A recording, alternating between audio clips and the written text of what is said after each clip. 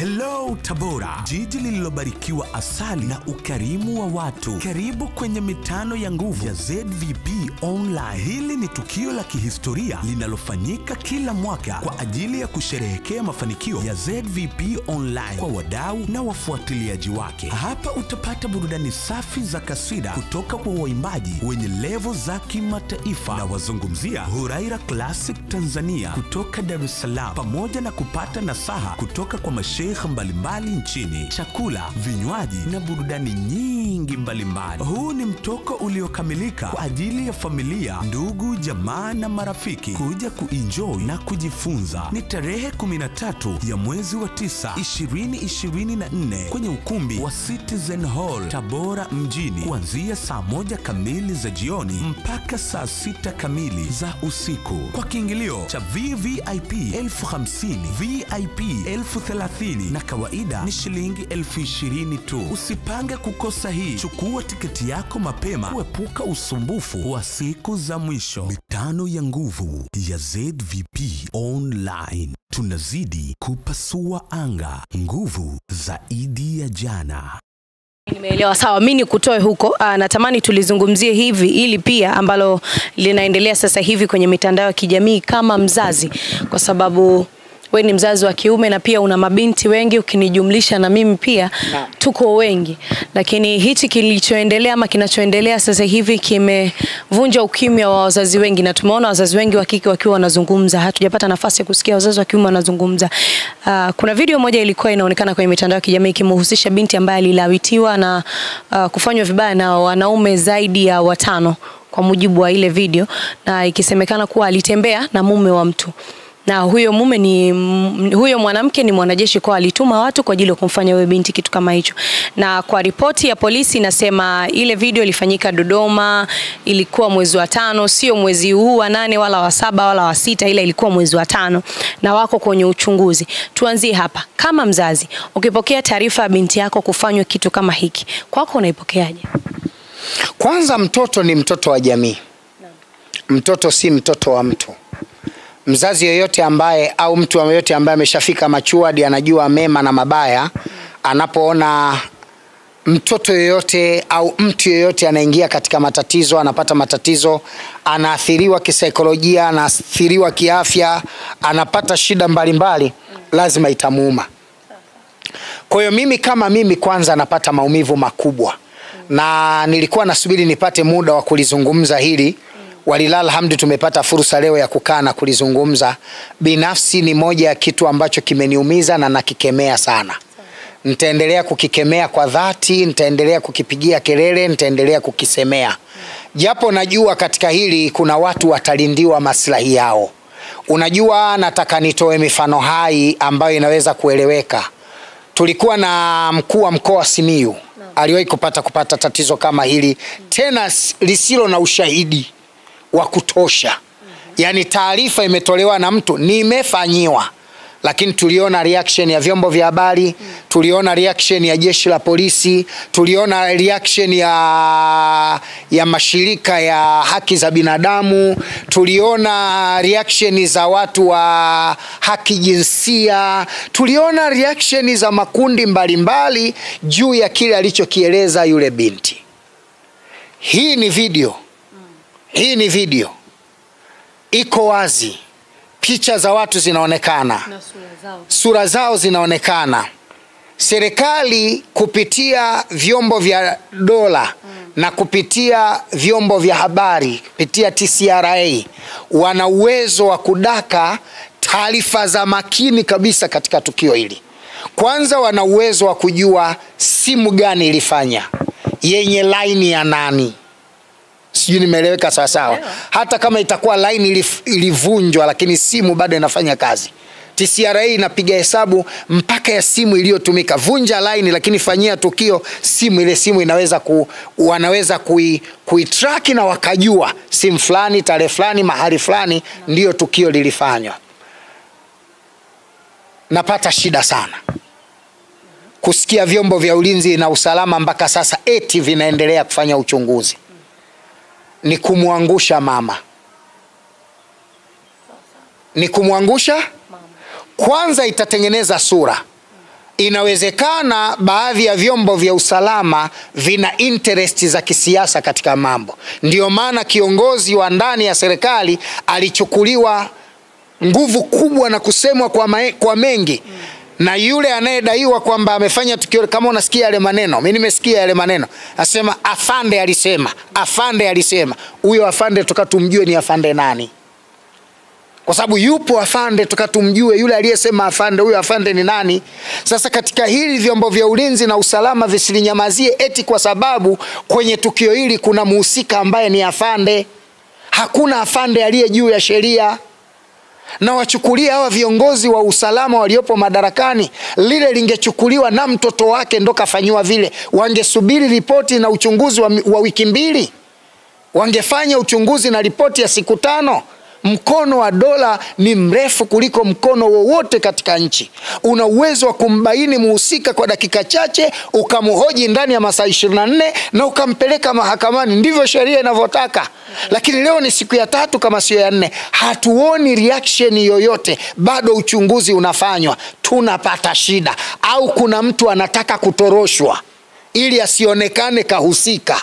Kwa sababu haya yanatupa shida sisi kama viongozi wa dini. Yanatuumiza haya kama viongozi wa dini. Yanatuumiza kama viongozi wa jamii. Lakini yanatuumiza zaidi kuona wasaidizi wa rais wanayafumbia macho mambo ambayo yatampelekea rais aonekane hafanyi kazi vizuri. Kwa sababu watu mwisho wa siku watasema, wanasubiri rais aseme. Maneno ya rais yana sababu ya kusema. Aseme kwa sababu yeye ni mwanamke kwamba hili jambo lifanywe haraka. Yani mawaziri wamejazana, viongozi wa serikali wamejazana. Neno hili kweli anasubiriwa rais aseme? Hakuna sababu ya kusema linasubiriwa muda mrefu. Mimi naamini nguvu ya kufanya jambo hili ipo. Wale wanaokumbuka lile jambo lililopita ambalo nimelitolea mfano hapa nyuma, watakumbuka haikupita siku 5 tayari kulikuwa na taarifa za kwenda mahakamani. Kwa nini hili linacheleweshwa? Kwa sababu nyuma yake kuna kiongozi anatajwa afande. Wanataka kuficha nini katika hili? Sililaumu jeshi la polisi, lakini nalikumbusha wajibu wake. Kuna haja ya kulifanyia kazi jambo hili kwa haraka ili kuondoa tension kwa jamii. Lisijenge sintofahamu. Jamii itajenga sintofahamu. Si ndo tunakaa huku field, si ndo tuko huku chini tunasikia watu wanalizungumzaje jeshi, wanazungumzaje vyombo vya dola. Sisi ndio tunasikia, wao wanaweza wasiwe na masikio kusikia tunasikia sisi. Sasa kwa nini kupakwe matope kosa la mtu mmoja, wapakwe matope watu wanaofanya kazi vizuri, watu wenye weredi katika jeshi? Naamini jeshi la ulinzi, jeshi la polisi, jeshi la usalama wa taifa na majeshi mengine ya akiba na ziada yana uweredi mzuri katika utendaji. Wana uwezo mzuri wa kulifanyia kazi hili. Tunatarajia kupata ripoti na matokeo ya haraka juu ya waliotenda kosa hili, na haki ichukue mkondo wake na sheria ichukue mkondo wake, ili wananchi waone wako salama katika maisha yao. Kwa sababu wananchi usalama wao utatengenezwa katika mioyo yao kwa namna watakavyoona reaction ya vyombo vya usalama vinavyofanya kazi katika kutetea haki na maslahi ya usalama wa mali na nafsi zao wananchi wenyewe. Kwa hiyo sisi kama viongozi wa dini tunaiasa serikali, hasa upande wa vyombo vya ulinzi na usalama, wana kila sababu ya kulifanyia jambo hili haraka. Na niseme tu, kitu kikubwa kinachowapa watu shida huku mtaani, wanasikia sauti nasema afande alisema, afande alisema. Wanasema yawezekana wanalindana wenyewe kwa wenyewe. Sasa hili sio jambo zuri kwa jeshi. Tusipake matope mtu. Inawezekana wale walitumia maneno hata huyo mwanajeshi hayupo, wala huyo afande hayupo, aliyatumia tu yale maneno. Jeshi lifanye kazi haraka, litoe matokeo haraka, ili tujue nani mhusika na nani anaondolewa au nani anachukuliwa hatua za kutosha katika jukumu lake kwa namna atakavyokuwa amekosea. Sawa, pengine watu wanahisi labda hili jambo linachelewa labda kutokana na huyo binti mwenyewe ambaye amefanywa kitendo hiko hajapatikana tangu alipoanza kutafutwa. Wanahisi labda hii pengine ndo sababu. Katika jambo haliwezekani ni hilo. Haiwezekani wawepo watu wanaofanya jambo alafu asipatikane muhusika. Hilo la kwanza. Lakini ile ni video. Video ile utaona kuna mahala imefichwa sura baada ya kutolewa, lakini before ile sura inaonekana. Maana ukienda kwenye original ile video ile sura inaonekana. Unataka kuniambia Watanzania wote hawamjui yule mtu? Inawezekana kweli Watanzania wote hawamjui yule binti? Hata kama sio Mtanzania basi alikuja kutoka taifa jingine akafanyiwa yale. Tanzania inaruhusu kufanya hivyo vitu kwa mataifa ya watu wa nje? Jibu hapana. Kwa swala la jeshi kumtafuta yule, vyombo vya ulinzi na usalama kumtafuta yule, ni jambo lingeweza kufanyika ndani ya dakika 2 tu. Tuwe wa kweli, tusitafune maneno. Yani kama jeshi lingetaka kasari kaamua kufanya ndani ya muda mfupi, lile jambo lingewezekana. Ndio maana huku nje watu wamekuwa na maswali mengi, au kwa sababu kuna lugha ya afande inatumika ndio maana? Sasa tunaogopa isije ikatengenezwa kitu ambacho hakipo, watu wasilichafue, wasilitie najisi na doa jeshi letu. Jeshi letu ni watu werevu, wasomi. Kamanda IGP ni msomi, mtaalamu wa kuchunguza, anajua. DCI ni mchunguzi, anajua. Sisi tunatamani kuona vyombo vya ulinzi na usalama vinatengeneza mazingira ya kuwaaminisha Watanzania kwamba wana uwezo wa kumsaka mhalifu popote alipo, tena kwa wakati mfupi na akapatikana. Just imagine yule angekuwa ameenda kuvunja geti ya Ikulu, angekuwa aonekani? Au angeonekana leo ameenda kuvunja benki, angekuwa asingejulikana kwa muda wote? Na kile kitendo kilichofanyika na video ni kibaya zaidi, kwa sababu kwanza kimemdhalilisha yule binti na kimewadhalilisha wanawake.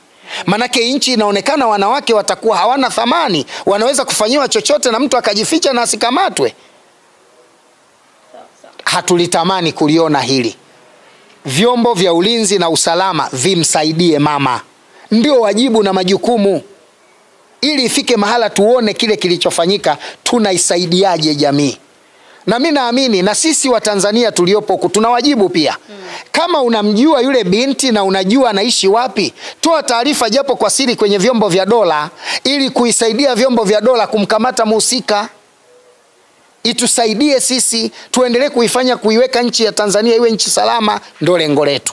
Naam. Kama baba, kama kiongozi wa dini, lakini pia kama mwanajamii pia, unalipi la kuiambia serikali kwenye hili linaloendelea sasa hivi kwenye swala zima la uchunguzi? Uchunguzi ufanyike haraka. Tunatamani kuona sheria inachukua mkondo wake kwa wahusika. Lakini pia niombe vyombo vya dola vitoe hukumu ambayo itakuwa funzo kwa watu wengine. Ikiwa watakamatwa na kuthibitika, basi hukumu itolewe iwe funzo kwa watu wengine. Ili ifike mahali mtu asithubutu kufanya vitu vya kishenzi kiasi hichi, asije akaendelea kuitia doa nchi yetu. Tanzania ni nchi ya amani, nchi salama, nchi nzuri, nchi kimbilio la watu. Tunatamani kuona haina matukio ya hovyo hovyo. Na sio hilo tu, hata haya matukio ya mauaji yanayoendelea kufanyika katika maeneo mbalimbali ni matukio ambayo tunaendelea kuyakemesha. Juzi tulikuwa na RPC pale uwanjani, tulijaribu kumpa nafasi akazungumza, na mimi pia nilizungumza na kuiasa jamii juu ya kufuata mila na fikra na imani za kishirikina namna zilivyo na madhara. Kwa hiyo nitumie fursa hii kuiomba serikali, hasa vyombo vya dola, vijitahidi sana kutekeleza wajibu wake kwa wakati ili kuwafanya wananchi wa kawaida waendelee kuwa na imani na wasisubiri rais aseme, wafike mahala watekeleze wajibu wao. Ndio. Sawa. Na tukiwa tunamalizia, natamani tuzungumzie hili pia. Hichi kituo ambacho kimeanzishwa sasa hivi Geita, kitakuwa ni kituo cha kudumu ama ni kituo cha muda, wakati ambapo Dr. Sule anajipanga kutafuta kituo cha kudumu kabisa hapa Geita? Ni kituo cha kudumu. Okay. Kituo cha kudumu, na tumefanya hivyo kwa sababu ukanda huu hauna kituo cha dua. Mikoa hii ya Geita, mkoa wa hapana, Mwanza kituo cha dua kipo. Geita, mkoa wa Kagera, alafu huko upande wa Kigoma hakuna kituo kikubwa cha dua. Kwa hiyo tumeona tuweke hapa ili tusaidie kuweza Shinyanga pia hakuna kituo cha dua. Kwa hiyo tumeona tuweke hii kama center ili kusaidia watu wa kanda hii kupata huduma za dua na matibabu yale yanayoendana na matakwa ya Mwenyezi Mungu, ili kupunguza kasi ya watu kuenda katika njia za kishirikina na kwa waganga washirikina ili kuenda kufanya vitu vibovu, ili kuwasaidia kupata huduma na kuwafikisha katika malengo wanayotaka, ima kwa kuboresha afya zao au uchumi wao ama ndoa zao na mengine kama hayo. Kwa hiyo kituo hiki kitakuwa cha kudumu na tumeshakilipia mwaka mzima. Kwa hiyo tutaendelea kutoa huduma. Tuko kwenye process za kuleta zile